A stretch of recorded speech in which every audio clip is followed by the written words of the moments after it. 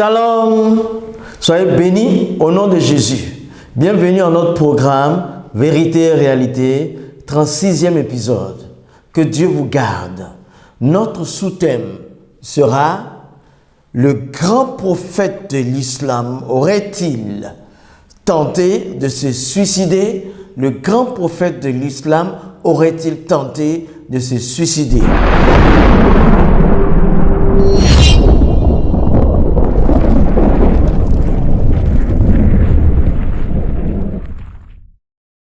Le grand prophète de l'islam aurait-il tenté de se suicider? Le grand prophète de l'islam aurait-il tenté de se suicider?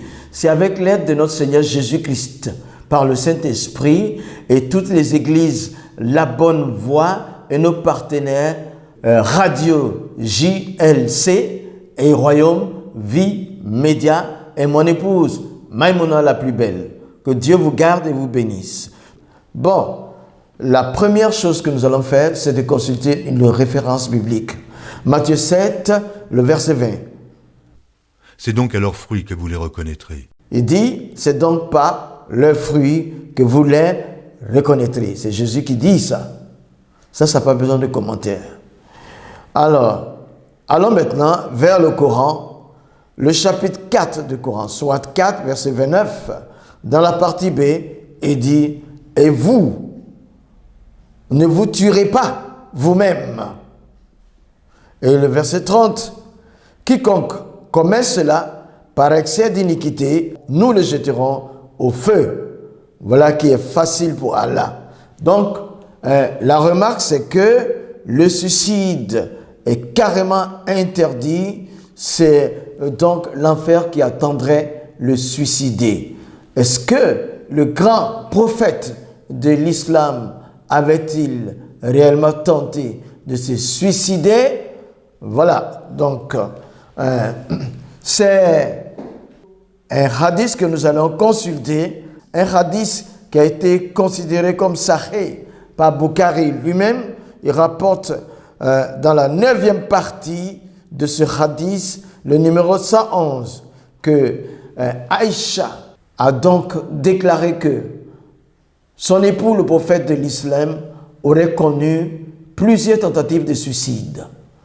Si cela avait été réel, il y a eu seulement l'intervention de l'ange Jibril qui est venu au bon moment le stopper, l'empêcher de se suicider, lui disant: prends courage, tu es le messager d'Allah. Mais pourquoi donc ce grand prophète de l'islam aurait-il tenté de se suicider juste parce que Waraka ibn Nafal venait de mourir et lui, il était le cousin de son épouse Khadija. Waraka n'était pas musulman, il était nestorien, et Khadija, la première épouse de Mohammed, n'était pas musulmane également, elle était nestorienne. Un nestorien, c'est une communauté, c'est une dénomination chrétienne. Donc, ils étaient d'obédience chrétienne. Les révélations qu'ils recevaient étaient stoppées. Donc, il aurait tenté de se suicider tout suite à cela. Mais Mohammed, il a quand même de la défense par rapport à cette action-là, parce que c'est Cheikh al-Islam ibn Tamiya qui dit dans son ouvrage Min al-Sunna al-Nabawiya, il dit que le prophète de l'islam, même s'il avait tenté de se suicider, n'avait aucune raison de se repentir parce qu'il n'a pas commis l'acte. Effectivement, il aurait juste tenté.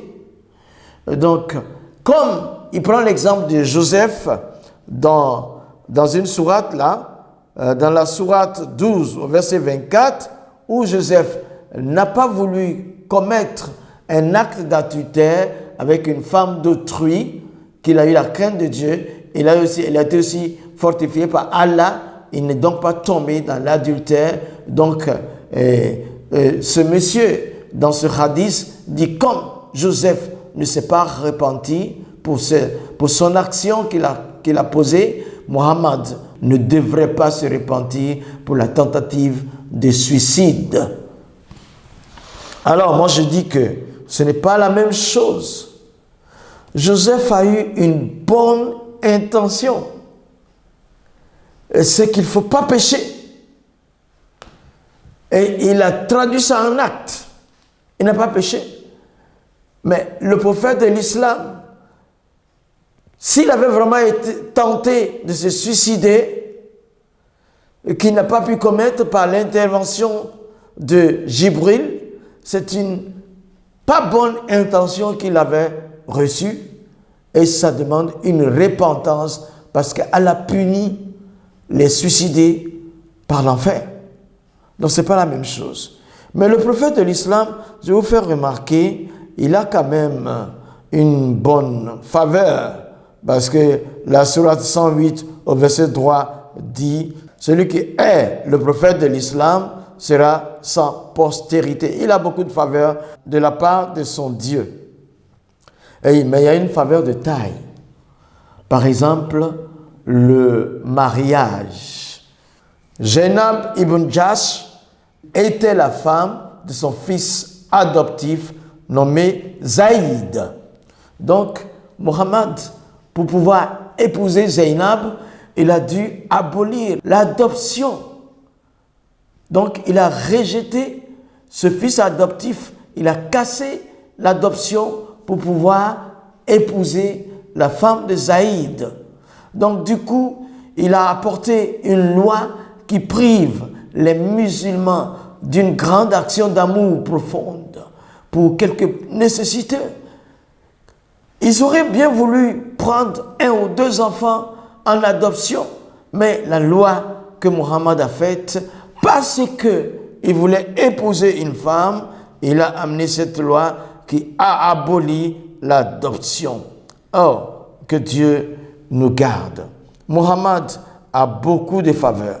Il dit dans la sourate 8, verset 13, « C'est parce qu'ils ont désobéi à Allah et à son messager. Quiconque désobéit à Allah et à son messager, Allah est certainement dur en punition. » Tu vois, il a beaucoup de faveurs. Malgré la tentative de suicide, s'il l'avait commis, malgré le fait qu'il abolisse l'adoption pour épouser la femme d'un fils adoptif, malgré le fait qu'il ait embrassé même une pierre, malgré le fait qu'il ait épousé une jeune enfant à 9 ans, il est collé à Allah. Si tu obéis à Allah et à son prophète, tu auras des faveurs. Mais si tu désobéis à Allah et à son prophète, c'est pas bon. Mohammed a beaucoup de faveurs. Il a beaucoup de faveurs. Mais c'est pour ça que je dis que tout ça, c'est un montage abatide. Il dit, fa in kunta fi shaki mimma anzalna ilayka fas'alu lazina yakrauna alkitab min qablika laqad ja'akum al-haqq min rabbika fala takunanna min al-mumtarin. Mohammed est dans le doute par rapport à ce que son Dieu lui dit. Alors il dit, va demander à ceux qui possèdent les Écritures. C'est la bonne attitude. C'est pourquoi je vous dis, tout ça c'est un montage abbasside. Un prophète de Dieu ne penserait pas à se suicider si jamais il avait vraiment pensé. Hein? Il faut qu'il aille s'informer auprès de ceux qui lisent les livres qui sont venus avant lui. Donc je vous dis par exemple, Jésus est mieux parce que Jean 14, 1, il dit que votre cœur ne se trouble point. Croyez en Dieu et croyez en moi. Alors, quand Jésus dit que ton cœur ne se trouble point, crois en Dieu, crois en lui, tu vas dire que Jésus n'a pas dit qu'il est Dieu. Est-ce que Mohammed, quand Allah dit obéis à Mohammed et à moi Allah, donc Mohammed est Dieu. Mais quand Jésus dit que ton cœur ne se trouble point, crois en Dieu et crois en moi, vous dites que Jésus n'est pas Dieu. Mais quand Allah dit, celui qui n'obéit pas à Mohammed et ne m'obéit pas, je le punis. Vous ne dites pas que Mohammed est Dieu. Regardez. Non. Non, non, non, c'est pas juste. C'est pas juste. Jésus est différent. Jean 14, 9, Jésus dit, il y a si longtemps que je suis avec vous, et vous ne m'avez pas connu. Philippe, celui qui m'a vu a vu le Père. Comment dis-tu, montre-moi le Père? Si tu as vu Jésus, tu as vu le Père. C'est la vérité. Lui au moins, il n'a pas fait des tentatives de suicide. Il n'a pas abusé d'un enfant. Si Mohammed avait fait cette tentative, Jésus non. C'est pour ça que toutes les actions qu'il posait, c'était les actions que le Père pose. Et alors, vous nous faites dire que, vous n'avez pas dit que Jésus est Dieu. Jésus est Dieu bien. Il est Dieu parce qu'il est la parole de Dieu. Il est devenu un être humain. Il était homme. Il était Dieu qui est devenu un homme et il est reparti à sa position initiale. Est-ce que vous ne comprenez pas? Si vous acceptez vraiment Jésus, vous quittez les mosquées. On n'accepte pas Jésus pour prendre Mohammed comme messager. Non. Si vous acceptez vraiment Jésus qu'il vous faut, comme vous le dites réellement, si vous l'avez vraiment accepté, vous ne pouvez pas être musulman. Mais vous savez, par exemple, Jésus est bien connu dans le Coran. Il est cité 93 fois. Pourquoi? Parce qu'il est incontournable. Vous ne pouvez pas faire un Coran, ni aucun livre, sans parler de Jésus. C'est lui seul qui est le chemin, la vérité et la vie. Il est incontournable. C'est pour ça qu'il y a une sourate Mariam qui porte le nom de sa mère. Donc, dire que tous les musulmans disent qu'ils ont accepté Jésus, ce n'est pas la vérité. La réalité, c'est que acceptez Jésus, sortez des mosquées. C'est ça qu'il faut. Que Dieu vous bénisse.